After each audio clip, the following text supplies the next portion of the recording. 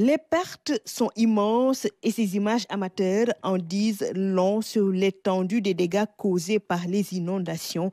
Nous sommes à Ouassadou, à quelques 60 km de Tambacounda.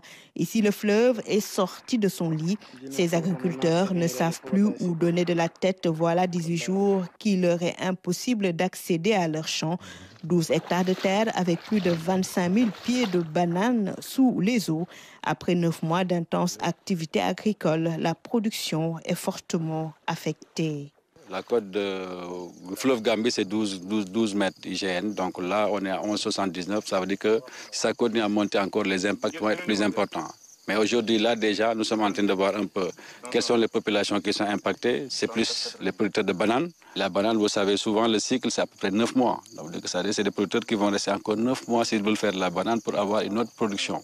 Donc d'ici là, il faudrait qu'on trouve des mesures palliatives. La bananeraie est divisée en 36 parcelles toutes inondées. Sur les visages des impactés, la désolation. Ces derniers ont fait des prêts auprès des banques pour financer l'activité. On a plus de 20 tonnes de bananes qui sont dans les bananeraies qui sont en train de se détruire. Donc on n'a pas pu avoir l'accès. Surtout vers aussi l'extraction de la banane. Nous prenons nos bacs dont on posait les machines pour traverser, aller voir ce que nous avons comme produit au niveau des champs. Maintenant, pour se traverser, il y a des risques qui sont dedans. Parce que la bac dont nous prenons n'est pas sécurisée. On n'a pas les moyens de bord pour vraiment faire sortir la banane. 7 millions, 8 millions. Nous avons fait un prêt de 7 voire 10 millions pour financer le champ. Vraiment, nous avons besoin d'aide en urgence pour pouvoir s'en sortir.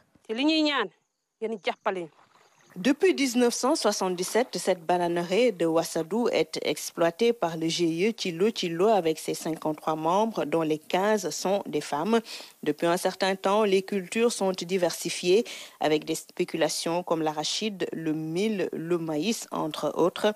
Face à cette situation difficile, l'accompagnement des services compétents est demandé pour des mesures palliatives afin de soulager ces pères et mères de famille.